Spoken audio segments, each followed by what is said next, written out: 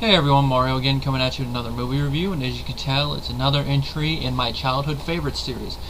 Now today, I am reviewing a film I haven't seen in a number of years, and I just revisited the copy I have, and it looks like the copy I have is in worse condition than I thought. It's still watchable, but looks like maybe a couple years down the line I might have to upgrade to the DVD or find a copy and make a DVD-R. Anyway, the film of course I'm talking about, as you can tell, up there is the fourth entry in the Godzilla series from 1964, Mothra vs. Godzilla. Of course, my copy lists it the reverse. Mine lists it as Godzilla vs. Mothra, but I'm going to put it under its actual title. Yes, this is my VHS copy that I've had over 10 years, because they started, at least I remember, they started selling the VHSs like this around the time the American film came out in 98, so 10, 11, 12, 13, 14, 15, 15. This VHS copy is 15 years old and still looks pretty good, I thought. I haven't watched it in a number of years, and it's still pretty good. I actually cleaned the VCR right before I watched it, so. Now, this is a film, as you can tell, since I actually had it in my collection. This is one of the Godzilla films I used to watch a lot when I was a kid. Or younger, at least, I should say. Not as much to the point where it ruined the tape a lot, but be one of the ones that I would watch along with the ones my video store had, which would one of them being the follow-up to this film. And the movie was directed by Ishirō Honda, who is widely considered to be the best of the Godzilla directors, and he was the first. He's the one that directed the original film. He was also the one credited for the American version, at least as the directing wise, except of course for the American scene. Other films he directed were Varan the Unbelievable, King Kong vs. Godzilla, Mothra, which I think is probably why he was chosen for this. I mean, Godzilla did Mothra. You could put them together, only naturally get Ishirō Honda. Antragon, and he also did the follow-up to this, Ghidorah, the three-headed monster. Frankenstein Conquers the World, Invasion of the Astro Monster, War of the Gargantuas, King Kong Escapes, and Destroy All Monsters. And of course, the last film he directed was Terra Mechagodzilla. Now, a funny thing I will mention is that the back of my VHS, it incorrectly credits his name as Ishirō Honda. I'm feeling that's probably a translation error. Because not only does it say it on the back of the VHS, it actually says it in the credit things in the movie. Now, out of all the Showa era films, this was actually the first one with the English version where the film was basically left almost intact, because the first three films were heavily edited. I mean, the first film we got Godzilla King of the Monsters, which even though it does a good job of telling the story, it kind of butchers it, especially once you watch the Japanese version. Haven't seen the English dub of the Japanese version of Godzilla Raised Again, so I can't comment on it. But I have seen Gigantus the Fire Monster, and it's probably another day, another video.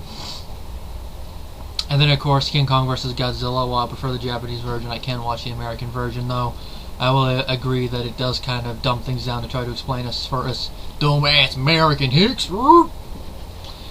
Now, when it was first released here, it was retitled Godzilla vs. the Thing, which is like, what the heck is the Thing? And I can tell you, when I first saw this film, I actually noticed that thing, but I didn't notice it was actually called Godzilla vs. the Thing until a few years later. Because throughout the movie in the English dub, people call Mothra the Thing, and it's like, when I first watched it, I was like, the Thing?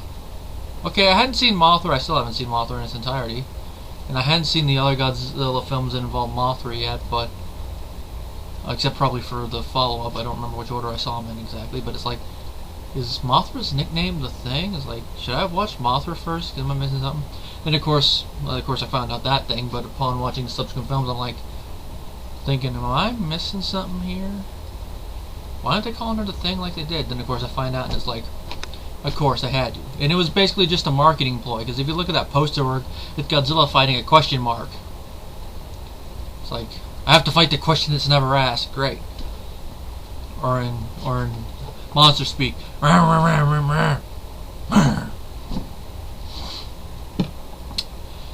Now, the plot of the film is that a storm happens and Mothra's egg is washed off of her island. It is discovered by fishermen the next morning, who drag it to shore, and it is bought by I'm going to have trouble with a lot of these names. It's bought by a slimy businessman and his partner. And of course, it's being questioned by a couple characters. One of them is reporter Ichiro Sakai and his photographer Junko. Forgive me if I butcher some of these names, I don't speak Japanese. Naka Anishi, along with a Professor Miura. Okay, there's the name of the Kumayama. Kumayama is the name of one of the people that buys the egg. He's the one that actually deals with the purchase. Now, Kumayama and his partner are like, yeah, we're gonna get rich. Yeah, the egg is the precious. And as they do that, as they're like that, they are approached by these little twin fairies who people have seen Mothra will recognize as Mothra's twin fairies. They try to catch them, they run away. And these fairies eventually run across our three main characters who implore them to help get Mothra's egg back. They try, it doesn't work. So the fairies leave with Mothra. They'll just wait for the egg to hatch. Now around this time, Godzilla reappears, and this is after King Kong vs. Godzilla, and I don't remember if I saw that one first or this, but he just kind of come out of nowhere. It's like, where did Godzilla come from? Why is he coming out from underneath the ground? It's an epic moment where he comes out, how it builds up, like you just see the ground moving up and all that. Then all of a sudden Godzilla's tail comes up and you hear him screaming, and slowly he rises up with the score and all that. Epic moment, but you're like, what's he do there? Did he get washed in with the sea? Was he out in the ocean, passed out from his fight with Kong? I always used to think that maybe at the end in King Kong vs. Godzilla, somehow he burrowed underneath the ground because, well, this was based more on the Japanese, the English version when we see that massive earthquake, but that could be it. Maybe Godzilla, and during the fight somehow he ended up burrowing underground or something, and that's where he came up. Just speculation, but that's what I always thought. And of course, he begins to destroy Japan yet again. Now, of course, Japan's in a dilemma. No weapons that work on no weapons that they have will work on Godzilla, and there's no giant monster. Kong is gone for both story reasons and copyright reasons. Oxygen Destroyer's gone. He already killed Anguirus, or Anguirus, whatever name we want to use. So that leaves Mothra, and of course, why should she help? Which that's actually a good scene in the movie where they go to try to implore Mothra to help. I don't really spoil the whole scene, but it kind of brings up the fact that humans with the technology, they play God, they tamper with things they shouldn't tamper with, like for example the nuclear weapons, which of course you guys know I am kind of anti-nuclear weapon. I have a problem with nuclear power, as in like a nuclear power plant, as long as there are precautions, but a nuclear weapon, the first Godzilla film was an allegory or metaphor, whatever, whichever one fits it, for why nuclear weapons are bad, so I don't think I need to go into it. There's Hiroshima and Nagasaki, just look at the aftermath of that and you'll see why I think they're bad. But they go into it and it's a good scene, and of course eventually Mothra, is going to go and fight Godzilla, and it's a two-part fight where first it's Mothra and then twin egg Mothras against her. In the fight, upon rewatching it, you can really tell that it was, how the fight is filmed, that it was limited to the technology of the early 60s. That's not necessarily a bad thing, but when you watch the later Mothra movies, it is a little dated, but it's still enjoyable. Like, it's enjoyable. It shows Mothra use the strength of her wings to keep Godzilla at bay, then like grabbing him by and dragging him by the tail, and then her poison. I couldn't help but think of a Pokemon at that scene. Mothra used Stun Spore. It's not effective. Mothra used Gust. It's very effective. Or Godzilla is stunned and all that. Godzilla used Atomic Breath. It's super effective. Stuff like that. And then the Mothras. Mothra used String Shot. Godzilla is unable to move. And all that. That's not going to go into it.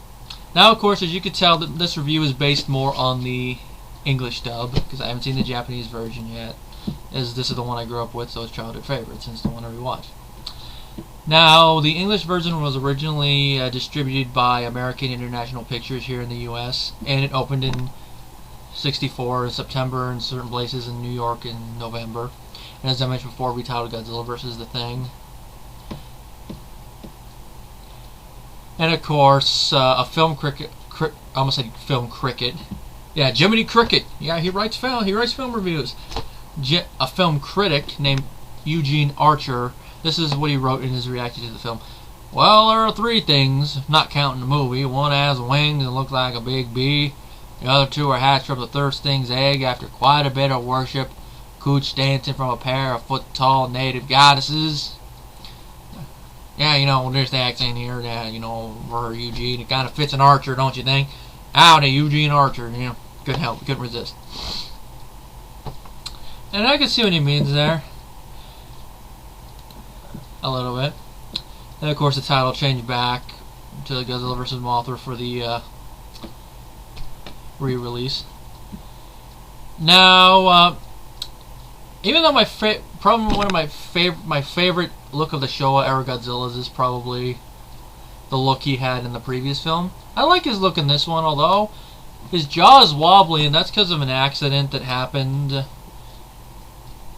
during the filming of the castle scene. The actor fell and slammed his head on the castle and loosened the teeth. They liked the look of it, so they kept it in.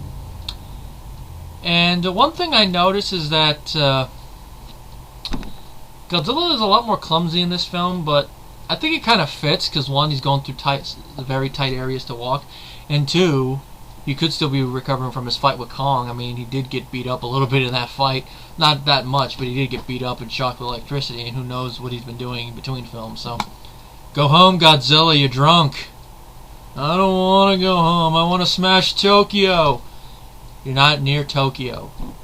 Just put on your Michael Graves music and go to bed. Can you imagine drunk Godzilla? We saw drunk Kong in the previous film. Now imagine drunk Godzilla. It'd be like trying to blow atomic breath and just smoke rings come out like his son. Yeah. Now, of course, other than, of course, like changes in dubbing because of the dialogue, which I will say, at least in my copy, the dubbing, you can tell it's early dubbing of this. It's over the top at times, but voice acting usually tends to be more over the top than normal acting. So that I don't have a problem. But you can tell it's earlier in there, so the dialogue isn't as good as some of the later films, but it's kind of in the way that kind of adds to the charm of the movie, at least for me. Who knows, maybe I'll prefer watching the Japanese version once I watch that, but I don't mind the dubbing. There's one big highlight of the American version, which I have to point out, and that is the Frontier missile sequence. You see a scene in the Japanese trailer, but it's not in the movie, and it's where we see American ships fire missiles at Godzilla in an attempt to kill him. It stuns him, but it doesn't work. Now, of course, one thing I noticed about that scene when I first watched it as a kid is that one of the actors in the scene played a character in the sub-scenes in King Kong vs. Godzilla. So, back then I usually thought when you saw the same actors, they were the same character. So I'm like, how the heck did he survive that? Is King Kong vs. Godzilla supposed to take place after this or something? Then, of course, more in recent years, I find out that Toho usually recycles actors, so makes sense. Like, you see an actor who was in the previous film in this film, a monster egg. Decaf. And of course, the Frontier missile sequence, as I said, not in the Japanese version, and it's kind of an easy explanation for why. It's not even 20 years after World War II, and so people are still a little bit sensitive. It'd be like let me think of a valid comparison. It'd be like if I can't really think of a good comparison for the U.S. because we usually make fun of stuff ourselves anyway. So, and also, I think the whole too soon thing with how comedy and all that has gone in the last few years, I think that's kind of erased it. So I think in modern era we probably wouldn't have one. But for that era, it'd probably be like if you did a movie involving zombie Nazis. It would get so much controversy still because of how far away World War II was. Or if you did like a zombie movie involving Vietnam, like 10 years later after this movie. Now, if there's anything else I have to say about the movie, I have to say it still holds up. It's one of those, I have to say, I definitely probably put it in my top 10 favorite Godzilla films if I actually did a top 10 list, which probably one day once I've seen all the films I probably will do a list, or a majority of them. And it's one of the ones that I would recommend if you were, asking which Godzilla film should I watch. Now, like I said, the fight scene is kind of limited to the technology of the era, but it adds to the charm of the film. If there's any really big weak part, it's probably the story involving the human characters. But for the Showa-era Godzilla films, the human characters are basically just the side characters. It's usually more about the monsters. Steven Spielberg, Michael Bay, please take note.